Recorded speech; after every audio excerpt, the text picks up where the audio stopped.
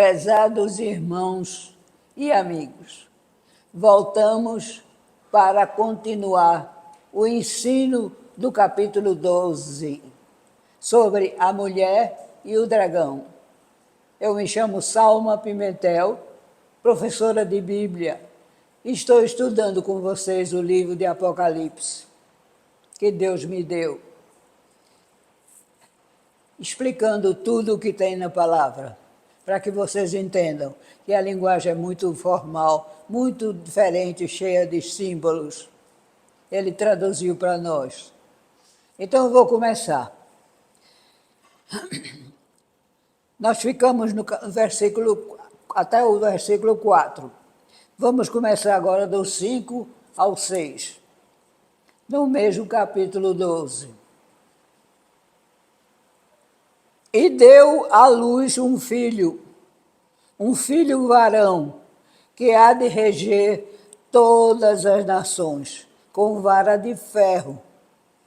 E o seu filho foi arrebatado para Deus e para o seu trono.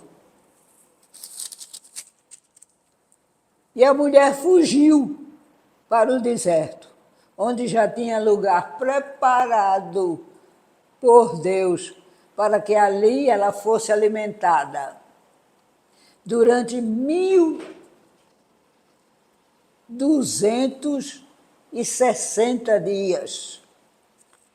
Esses são os 2 versículos que nós vamos estudar hoje, 5 e 6.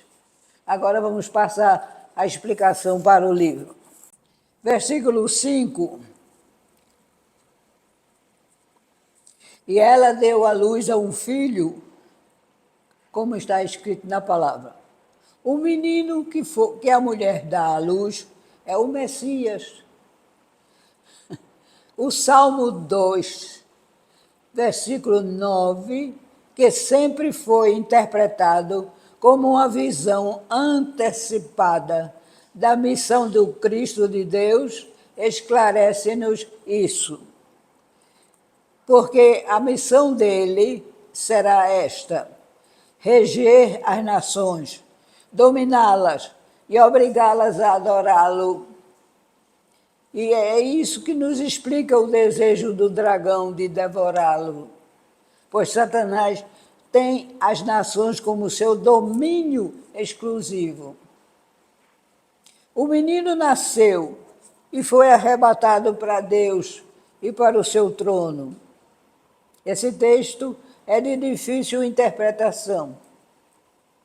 A palavra usada por João para arrebatado é a mesma que se usa em 1 Tessalonicenses, capítulo 4, versículo 17, quando se fala do arrebatamento dos cristãos.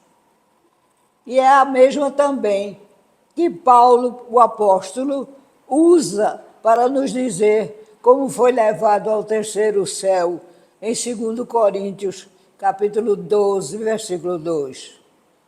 É a mesma palavra. A cena ainda se passa no céu, e nada esclarece que a mulher tenha descido à terra para dar à luz.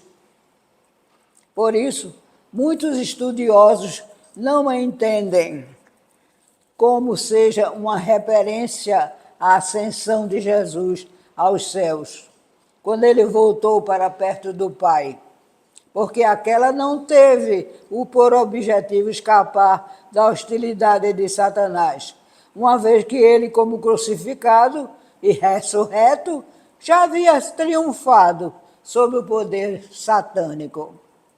Está em Hebreus, capítulo 2, versículo 14.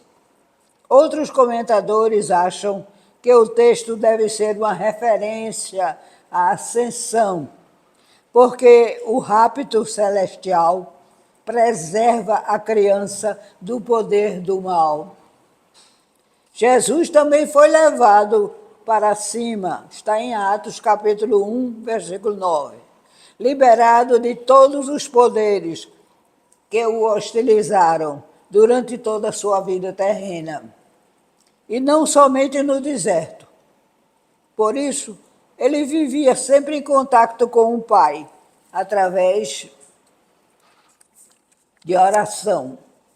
E era o poder de Deus que vemos que o sustentava na sua vida terrena.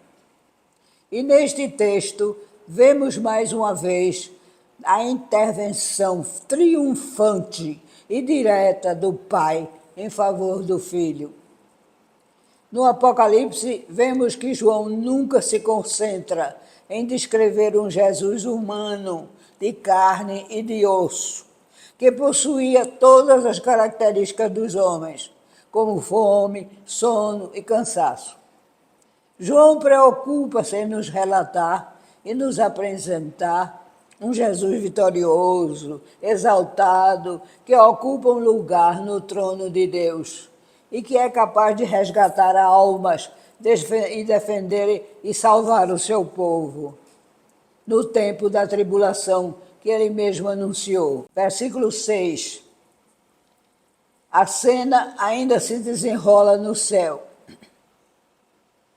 A mulher, após o parto, fugiu para o deserto, onde deveria permanecer guardada do dragão por 1260 dias, ou 42 meses. O dragão, não podendo devorar o filho, volta-se em sua fúria contra a mulher, a mãe. Mas Deus a preserva com muito cuidado e zelo, preparando-lhe um esconderijo seguro no deserto. E nos deparamos com o número simbólico de 3 anos e meio, que representa o período do domínio final de Satanás, quando tenta por todos os meios atrapalhar e anular os planos de Deus com as 2 testemunhas do Evangelho. A mulher celestial, que é sem dúvida a Igreja, será preservada na terra durante o pior período da tribulação, como já vimos que acontecerá no estudo dos capítulos anteriores. Podemos deduzir também que João teve várias imagens na mente ao escrever essas passagens, e a analogia entre elas e o que vai acontecer à igreja, porque Deus sempre usa maneiras semelhantes no seu modo de agir. Primeiro, em 1 Reis, capítulo 17, 4, vemos o profeta Elias indo ao ribeiro de Querite esconder-se e sendo alimentado por corvos. Segundo, em 1 Reis também, capítulo 19, versículo 3 a 5, pela segunda vez, vemos o profeta Elias fugir da perseguição de Jezabel e um anjo o alimenta. Terceiro, e a fuga de Maria e José para o Egito, para defender e livrar o menino da fúria de Herodes. Capítulo 2 do livro de Mateus, versículo 13. Quarto, no tempo também do Antíoco Epifanes, quando a religião judaica era proibida e os judeus condenados à morte ao praticá-la, muitos buscavam o deserto como refúgio e habitavam ali num lugar preparado por Deus, especialmente. E quinto, e talvez em outro acontecimento mais ligado à história da igreja, quando no ano 70 da nossa era, a cidade de Jerusalém foi destruída. Até esse fato acontecer, houve derramamento de sangue, revoltas e muito sofrimento. A igreja foi advertida, mediante profecia, do que ocorreria em Jerusalém, e recebeu ordem da parte do próprio Deus de cruzar o rio Jordão, entrar em Pérea e refugiar-se numa cidade chamada Pela. Isso está na história da igreja, ou Eclesiastes, capítulo 3, versículo 5. O próprio Cristo disse aos seus discípulos no célebre sermão profético sobre as últimas coisas que os seus seguidores deveriam fugir para as montanhas. E isso foi exatamente o que eles fizeram. Esse fato devia estar na mente de João, pois ele ouviu as palavras do Mestre.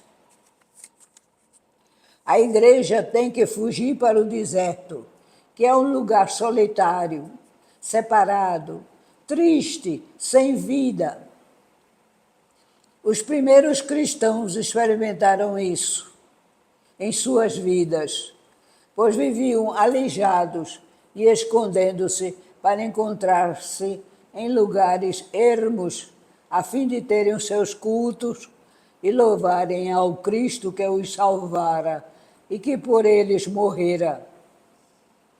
Ainda hoje e no futuro, o testemunho da igreja é e será, por necessidade, um testemunho solitário, contando exclusivamente com a companhia de Deus. E aí terminamos de novo mais o estudo dos versículos desse capítulo 12, que nós pedimos ao Senhor que lhes dê sabedoria para entendimento, que realmente esse capítulo é bem difícil de interpretação. Que Deus nos abençoe. Amém.